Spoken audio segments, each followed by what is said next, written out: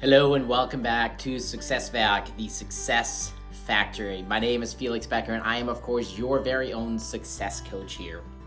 Now, you may already know this, but when I was growing up, I was taught a wrong idea about who coaches are and what they do. I had this really limiting mindset about what coaching could possibly be.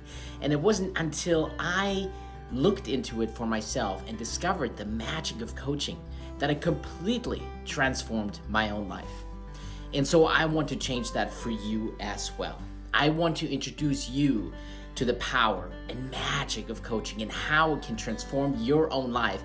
And what better way to do that than to introduce you to actual coaches? So on this segment, as you know, I am interviewing coaches. I'm getting to know other coaches, what they do, who they are, and I'm sharing these conversations with you so that you too can discover what coaching can do for yourself. So this week, let me share with you the conversation I had with Elly Danovitz. Elly is a fascinating individual. She started as a dietitian in nursing homes, ultimately became a corporate leader, and that's how she got into coaching, which then led to now being a coach of her own. She is in the leadership space, and the conversation was quite fascinating. So listen in as we talk about her story, where she came from, and how she ended up becoming a coach herself. Now, as you know, if you enjoyed this conversation, please like, subscribe, leave a review, share this message with others. The more people we can reach, the more people we can help. But with all that out of the way, here is my conversation with Elly. Elly, I mean, really nice to meet you. I know this has been a little bit of a, figuring out our schedules to figure out when we could do this, but we're here. We made it happen, and that's the most important thing. So let's get right into it. Who are you? So, Elly, when you say who are you, there are so many things that could be attached to that. But, first and foremost, I'm a family person, wife, mother, um, of three, I would say children, but, adult, almost adult children. And, my life has really been surrounded in being a leader and starting from the very ground, entry level type position all the way up to senior vice president, division vice president for a very large corporation in the hospitality culinary space. And, one of the things that I was afforded, uh, besides the opportunities within that company, was the opportunity to work with a leadership coach. And that was by accident, really. It happened because our company thought coaching was important, and having people have connections with coaches was important. And so they did a trial, if you will, with leaders around the company. I got picked, luckily. It was a very short stint, but one of the feedback that we all gave to the company was it was great, but it was too short. We want more of it. So that ended up leading to actually like a 3-year journey with a coach, same coach, which is unusual in the coaching world. But during that year, so many things happened in the space that I was living in, as a leader, transitioning into a new role, COVID and all that came with that, in the workforce. And then another transition within the company, so that leadership coach was with me through all of that. And then last fall, transitioning out of that role after 33 years with the company and as a leader, just trying to decide what was going to be next for me. And certainly my leadership coach was a very big part of that and a very big help to me in that time.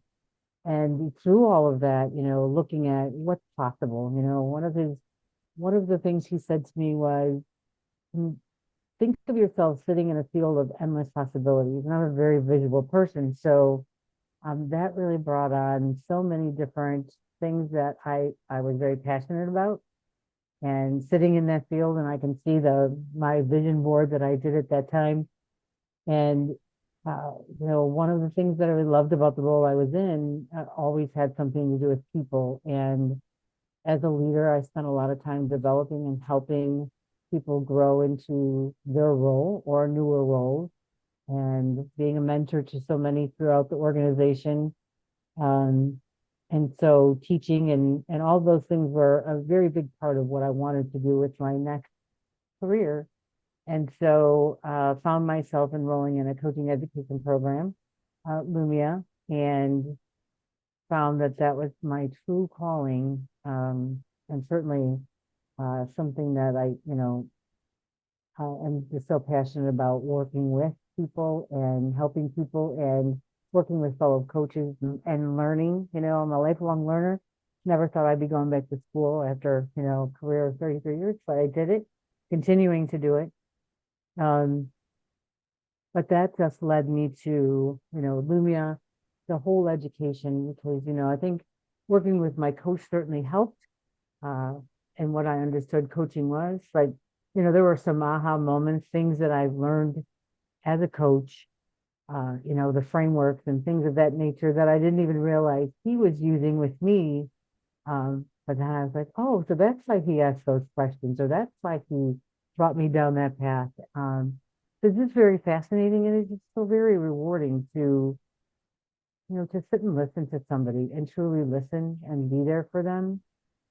There's times when I'm coaching and I feel like I'm not really sure that I did anything today. But, at the end of the day, when people say, you really listened to me and that meant more than anything could have, that's a win for both of us. And, if that's what it is, that's what it is.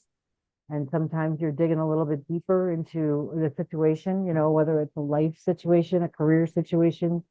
Um, it still comes down to whether that individual that you're with in that moment feels like they're truly your only focus at that moment, and that you're doing something that's helping them go wherever they need to go, get unstuck, change careers, life, kids, whatever that looks like. Um, and so it's something that I am it's so fortunate again to have had the opportunity to work with such a great coach and continue with great coaches within Lumia, but also now have the opportunity to help others the way I've been helped. Yeah. Yeah. No, that sounds amazing. And coming back just for a second to what you were saying, that people like to be listened to, I agree with you. And if you think about coaching, is all about the person on the other end, right? It's all about that client and their journey and their story and whatever they're trying to accomplish. And I had a similar. So my girlfriend is a counselor, and we have similar sort of parallels, if you will, in that sense. And sometimes she also says, I don't think I did anything. I just listened. Sometimes that's what people just need to do in order to speak out and get their words out, and that's what it takes to process. And if you think about NLP, for example, neuro linguistic programming, right? A lot of it is either visualizing or even saying things out loud, because that gives it such more immediacy, or makes more concrete than you just ruminating your thoughts inside your head. So yeah, I agree with you. Sometimes it feels like we're not doing anything, but it's exactly what the other person needs in that moment. And that's Right. that's truly some of the power of coaching, is being there for these other people when they need us. But before we get to your coaching thing, you said you had 33 years long career in the sort of the leadership and executive space. So why don't we start there? How did you get into that? What was your journey into that space? So, I went to school for nutrition and dietetics. I changed my major about 4 or 5 times. I ended up with a degree in nutrition, dietetics, finance, and Spanish. And, the nutrition and dietetics, I was looking at more from a wellness and athleticism, journey versus working in a clinical aspect. And finance, certainly, I've always loved numbers and I love the story behind numbers. So that was the other piece. Got out of college and ended up going and working in long-term care in a nursing home out in Boston. And As a found that dietitian? as a dietitian and a director, yes, Okay. a Okay. manager. And, really found that I loved that space. And this is so many years ago when uh, that arena was very institutional, and it's changed so much over time. It certainly changed during my career, but that was the starting point for me, was becoming that leader in that very small nursing home. And not really having a clue as to what I was doing, but trying to figure it all out. And that was with an independent, and then I joined a contract food service company. I came back to, I'm from Chicago, moved out to Boston to do all of that, came back to Chicago, joined a um, contract food service company, and was awarded a job as a director in a very upscale retirement community for all women. And it was beautiful, set on Lake Michigan. Uh, and it was like, going to Shangri-La every day. It was so pretty, and, working with the ladies and all of that. And I really didn't do much with the nutrition and piece. And it really wasn't the avenue I wanted to go. I found very early on that I was not a clinical type person and didn't want to do that charting and all of that. It just wasn't me. I wanted to be knee deep into what was going on in the day to day. And so started as that director with this company that was contracted to do the food service. And just I think I began to find my calling then as a leader, because I came into a bit of a mess and really had to kind of figure out what it was that you needed to do to move people around, get finances in order, get people engaged. And I did a great job. I say that because then they asked me to do three more of them. So I then had oversight over four of them. And, each one was like a new acquisition. So came with the same set of challenges that person had. And so worked my way through that. And, one of the things that I always put first and foremost in my role as a leader with people. I mean, there's so many facets to operations. It's, whether the food is great or whether the service is great or whether, the numbers are meeting the numbers and are people safe and all of those things. But I also realized really early on that if you don't treat the people who are performing all those tasks the right way, then none of those things are going to follow. Because you'll have disengaged employees, people who aren't happy, people who aren't coming to work, who are leaving their jobs. So you get to the root of what makes them happy and what makes them tick and energized and where do they want to go. And then the rest is, I wouldn't say it's easy, but it's more magical. And so with each step I took with that group of four, certainly I always put people at the forefront first, knowing that my job as a leader in the company was to make the company money and have a good return on investment. And that was my job. But the big facet of that was, again, goes back to the people.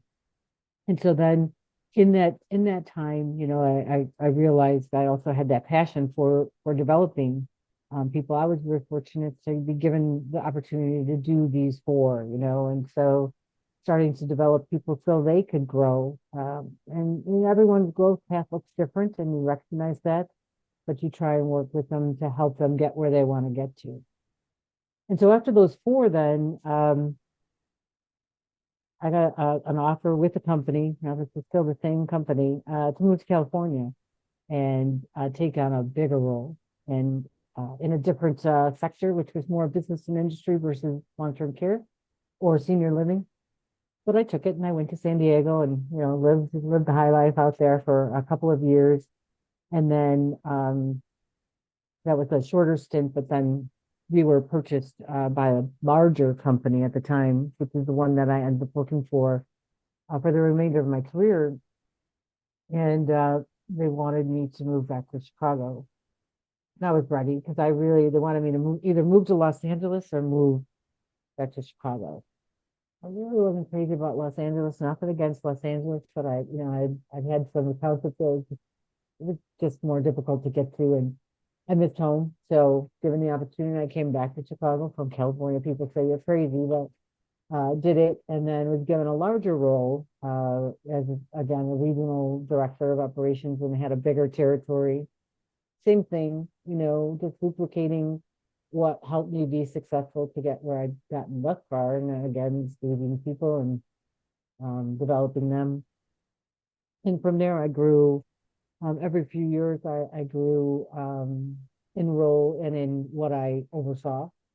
Where at the last position that I held for the company, I was the division vice president and covered, probably 75% of the country as an executive. So had people who were me, reporting to me, and then, the teams on down. But, again, I always go back to, what helps me be successful, and always goes back to the people in the team that I had.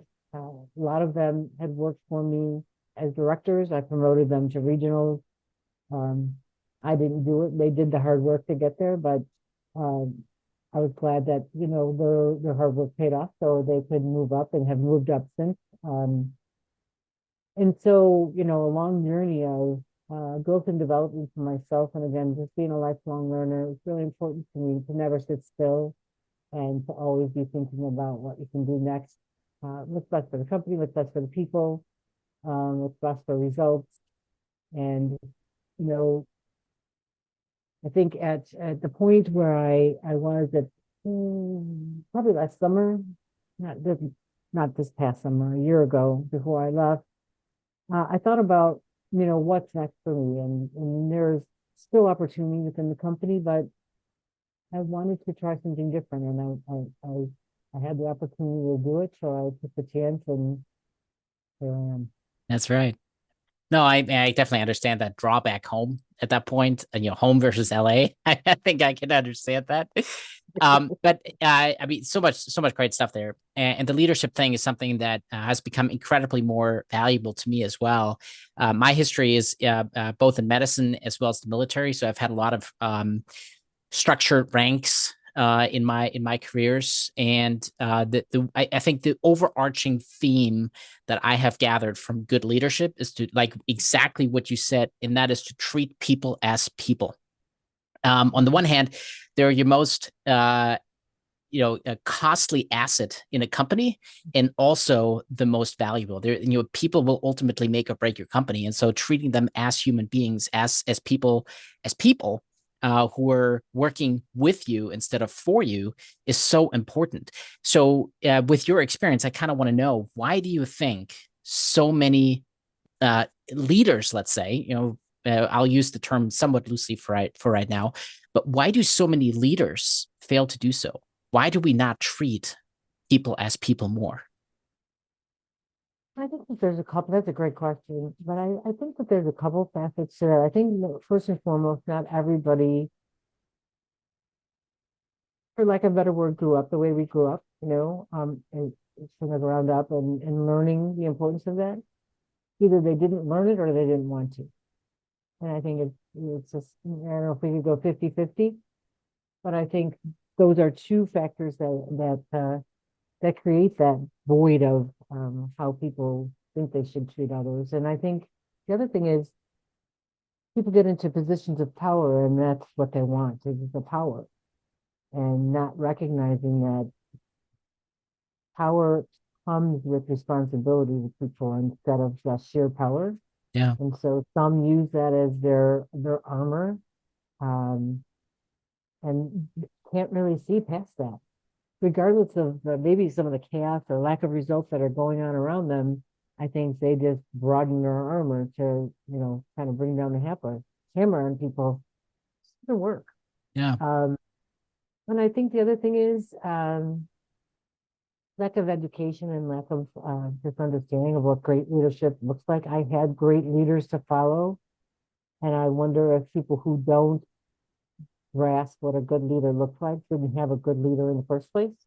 Mhm. So they're kind of going by what they think a leader is versus what truly um, an effective leader is. That makes Yeah. sense. No, I think that absolutely makes sense, and I think what you're saying too is the way we're raised and brought up is definitely our first experience with leadership. The more deeply I dive into the ideas of leadership, the more I'm recognizing the parallels between a good parent and a good leader. Mm-hmm. And Mm-hmm. I always say, be a parent, not a boss. And I feel most parents are just bosses. Here, do this, do that. Now do this, now do that, without ever being a leader in trying to motivate the kid to do things on your own, or to teach them in a way that they understand why they're supposed to do certain things, right? I mean, if you're always, as a kid, you grow up being told what to do, and then ultimately when you grow up and you get that leadership position, whether that's in a some kind of role in a company or as a parent yourself, you're obviously, that's all you know, and that's what you're gonna bring forward yourself, being that boss where you just shout out orders without being a true and effective leader. So knowing that it even begins with parenthood, with our schools, where do we begin to change what leaders can be? Because you and I know what a good leader is, but how do we spread the message to more people? I'd like to think that's a good question. I'd like to think that a piece of that is through coaching. So, my area of focus has finally narrowed down to leadership coaching with really a focus on new managers and emerging leaders. So that's where it starts, right? And so I'd like to think that a part of that could be changed by people engaging with coaching. Now, not everyone does, and not everyone can, and not everyone will. But I think that's one piece. I think the other is um, to have more open dialogue like this, where we talk about what good leadership looks like and what it doesn't. And so people who are entering into the arena may hear, you know, what it takes. I think that's another piece. I think the other part is, and I don't know how we change this so much, but the education system. So when you go to school and you want to be a manager and you go into management as your major, taking a look at the curriculum that they're learning, and it isn't just about the book stuff, because the book stuff, I mean, if you think about your education, I know I can think about mine. So much of what I learned was helpful early on, but after that, it was more about learning as I went, and experienced it versus what a book told me to do. You know what I mean? Absolutely. Um, Absolutely. so looking at the curriculum in schools that are teaching that they're teaching great leadership skills and what that looks like and what it doesn't look like and the practical piece of it, so that it's not someone reading a book and saying, I'm a leader, so I'm in charge, and so I must do. And that, what does that really teach anyone? So the more we can infiltrate, leadership in any space that there is, and have that message be very loud and clear about how you should go about your own leadership, self-leadership first, always lead self first, then you can lead others, and then working with the teams and any new managers or emerging leaders. I think it seems like a monumental job, but I think it's so important. And Yeah. it's really something I put a lot of focus on with my team. If I saw people doing things or saying things that were out of what we would like to call, we'd like to talk about building a remarkable culture where people believe the best of one another, want the best for one another, and expect the best from one another. And so when people were working, no matter what level outside of those boundaries, then, a conversation had to happen about, how can we fix this? How can we shift this way of thinking? Yeah. So long-winded answer, sorry, but No, no, I think there's great stuff there. And one of the thoughts I had just thinking about what you were just saying, I think, at least from my experience, a lot of academic experience, but a lot of, like I said, rank and hierarchy structures in all of my experiences in life. There's always been people in the bottom rungs who are complaining about how they were led, how they were just told what to do and they didn't have the freedom to do the things that they felt they needed to do. And yet, because of the fairly rigid rank structure, they moved up the ranks along the way. And when they got to be in that position, they weren't any different. So why does that happen? Why do people who realize bad leadership and realize, no, this needs to be done differently, when the time comes that they're in that position, they're not any different? I think they forget, honestly. I think number one, they forget what it was like and they follow the model, you know. And number two, I think sometimes people being promoted into leadership roles, there comes this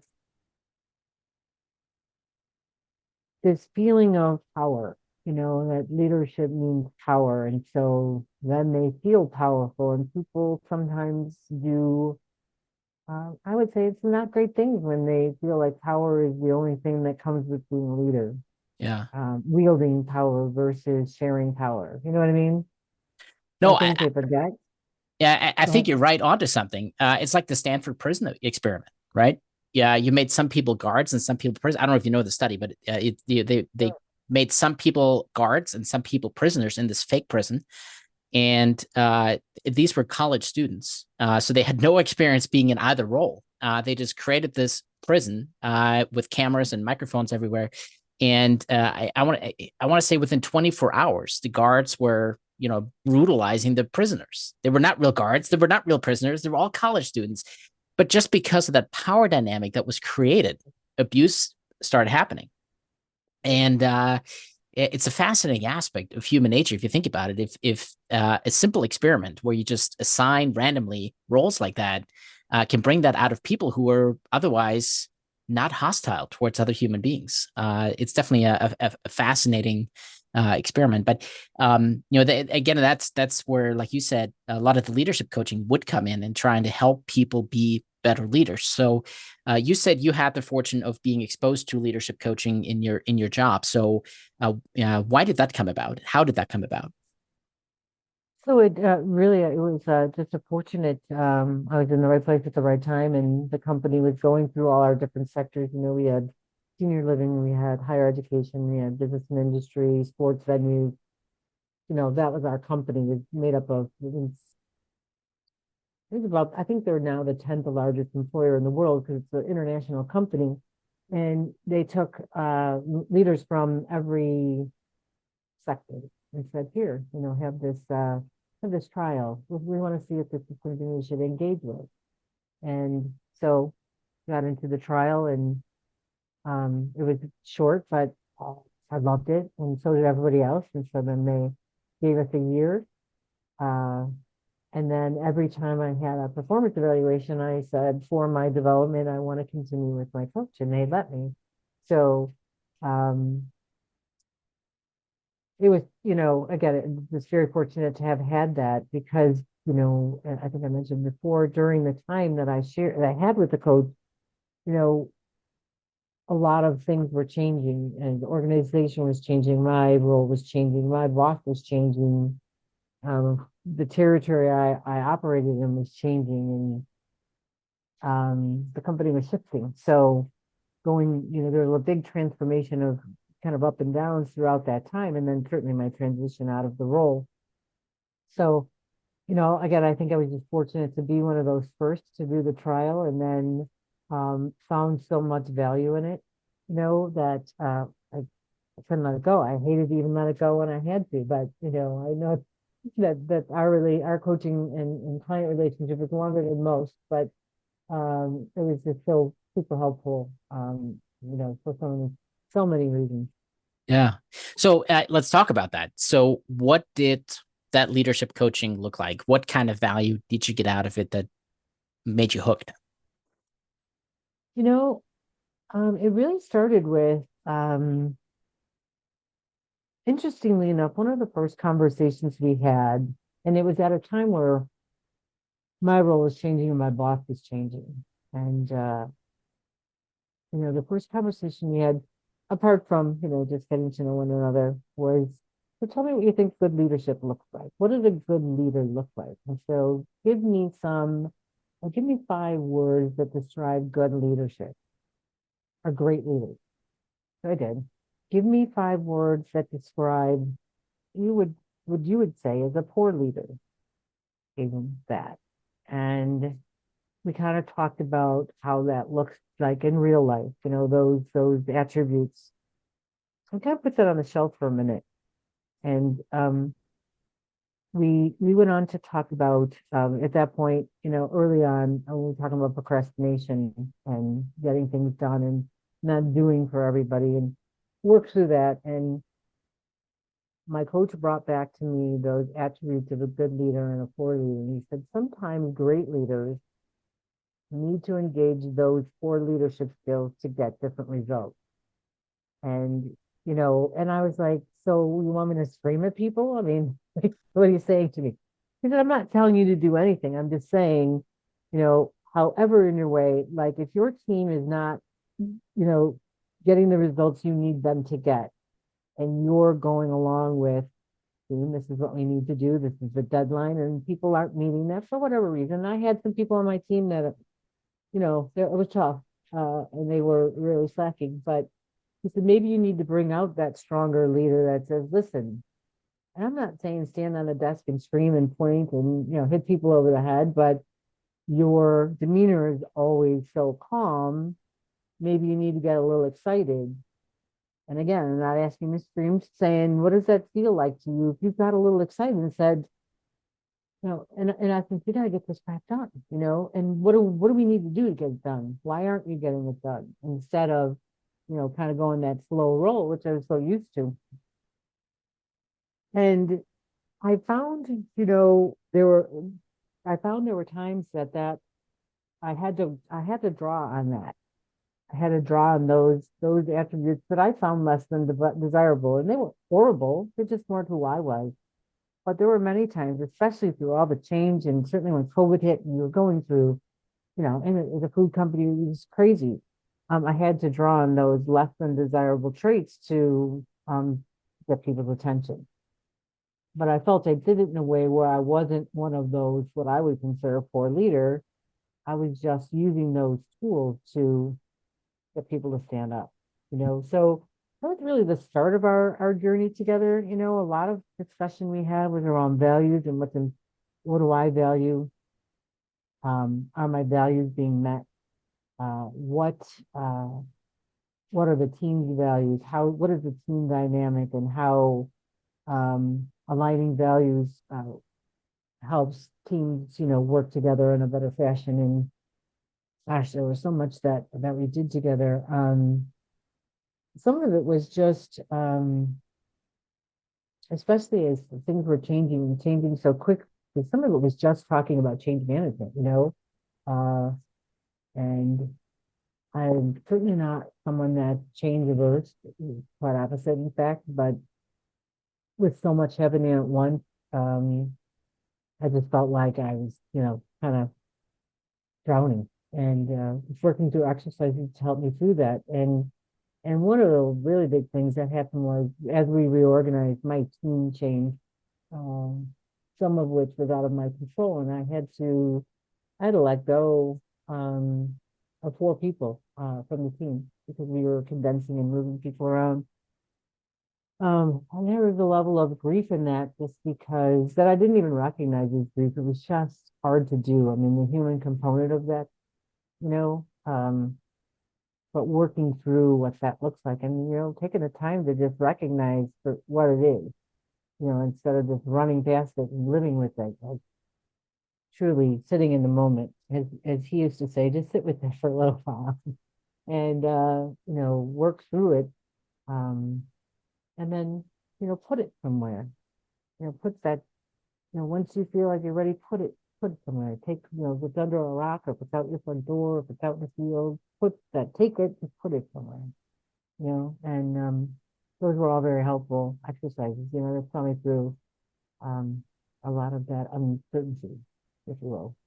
Yeah, no, absolutely. It's actually, as you were listening, like in my head, my coach brain was going off with like, all the different tools and techniques they probably used on you. It's kind of interesting. I'm sure other people listening to this, they're like, what are you talking about? But I can Right, so see like all those coaching, right? Those coaching ideas right, coming alive in right. that conversation. So what then was it for you after receiving that coaching and having such an incredible experience, and then obviously becoming a better leader as a result? But what made you then realize I should be doing this? I think there's a couple of things. One, I had some really good feedback from people that I had worked with, um, that always said, that you would be so good at that. You hear that and you're like, oh, that's great, thank you. But then I really started believing that because it was something I was really passionate about. And I think the qualities that I bring to coaching that led me to, make that final step into the coaching journey was, for one, I'm a great listener. I always hear, I've always heard, great listener. I'm very calm. I'm empathetic. Uh, I love to help people. I don't ever like to see people struggle. Um, um, and I wanted to change the world one person at a time, I guess, and that my coach really did. He didn't say, yes, you should be, or no, you shouldn't be. But he was very encouraging as well and saw, me as a leader and saw me as a potential coach and what I would bring to the table if I would do that. And certainly she had a very positive summary to give me, at the end of our time together. And that gave me the confidence to do it. That's good. No, I mean, a good coach should do that. But yeah, the important thing too is from everything you've said with your own coaching experience, right? It's we're not here to tell people how to live their lives. It's really more of a guide, right? And Right. and maybe even a sounding board, like what you mentioned. So I'm curious then, knowing that you come from this executive and leadership lifestyle, through leadership coaching yourself, how did you end up with Lumia? Because Lumia to me doesn't strike me as like a leadership coaching academy, a fantastic life coach academy, but really not focused primarily on leadership development. So how did you end up with Lumia? So, when I made the decision to enter into and enroll in a coaching education program, I did my homework and, of course, talked to everybody, talked to as many as I could. And what I was really looking for, I wasn't necessarily thinking at that time, it's definitely going to be leadership coaching. It was in the back of my head. But I was really looking for was a community of people. Yeah. And, I felt that instantly when I spoke to the folks at Lumia. I felt that a little bit in other places, but not to the level I did. And I kept going, I kept saying, okay, well, maybe this one just because I've been thinking about leadership coaching, they seem to focus more on that. And I keep coming back. So I'm like, like when you make a decision and you think the first decision and then you sit 6 ways about it and then I finally said, I'm just gonna do Lumia. And I knew that I would get the skills that I needed to become a coach that I could couple with the experience I have as a leader and helping leaders. And so I have continued to work with coaches who work in the leadership space, just to make sure that I'm honing those skills so I can be effective. But that's how I got there and why I made the decision to go. Yeah. How No, about I'm you? no. So for me, the journey was I'd read John Kim's books. I'd followed him on the social for a while, and I read his books, and I felt like the books he had written were like I felt like they were written about me. And so when I found out that he had a coaching program and I was interested in coaching, there was no question in my mind that that was the program I had to be in. So that's how I ended up with Lumi. And I agree with you that the community is so supportive and phenomenal and growing. And it's definitely one of the best decisions I've ever made in my life to join Lumia. So right there with you on all accounts. So how has it been going for you now? Who are your ideal clients? Who do you like to work with? What does that look like? What does your coaching practice look like? So my coaching practice is in its infancy stage. I just finished the essentials in August and started signature a week ago. So working through that. But the people that one thing I've learned about coaching is, especially with our education and the requirements for education to practice, is you never know in peer to peer, or even if you have a volunteer that's showing up to help you gain your hours, you never know what you're going to get, right? It could be anyone, and it could be with any challenge that someone's facing. And so that has taught me to be nimble um, and flexible. So, and I appreciate the fact that we have that because you learn different things other than what you believe your niche absolutely has to be. But as far as my practice, I've been working with a coach about my niche, and it was so broad and it was all over the place. And she said, "How will people know where to find you? Like if they looked up what you do, how do you think they would type that into the search engine?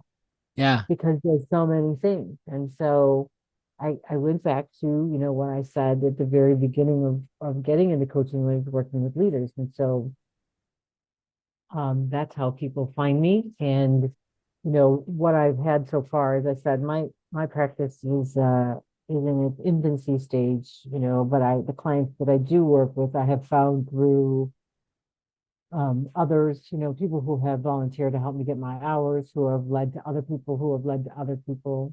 So I've been very fortunate in that, but working on building my business right now, and just looking forward to opening up to the world and helping people. Yeah.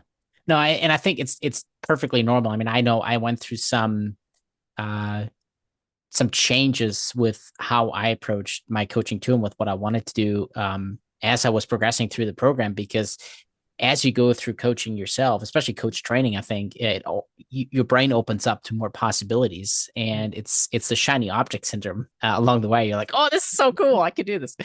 So I think that's perfectly normal, and I think as time goes on, you'll continue to hone that down to where you're most comfortable at no doubt, absolutely. So, but so let's ask, how can people connect with you? What would they type into search engine in order to find you?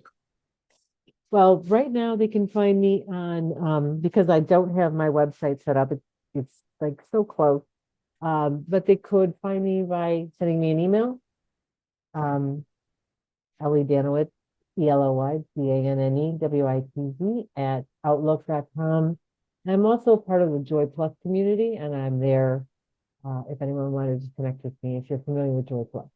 Yeah, that's awesome. Yeah, I'll make sure that whatever contact information you want to have for them will be in the description below. And so anybody who wants to work with you can reach out to you, or anybody connect with you can reach out to you.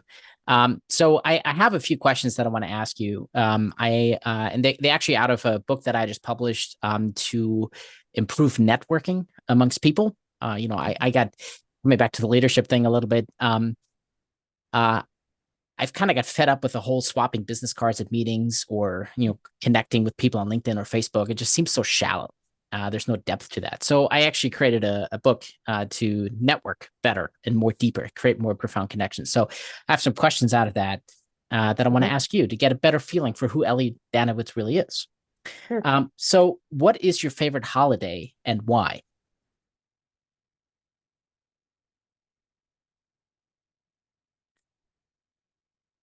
Let's have this debate in our household. Uh, I'm going to say Christmas. Um, I love everything about the feel of Christmas, the look, the decorations, the shiny, the snow, the cold, the fireplace. I love all of that about just being in my home with my family and having all those things be a part of it. I love to give.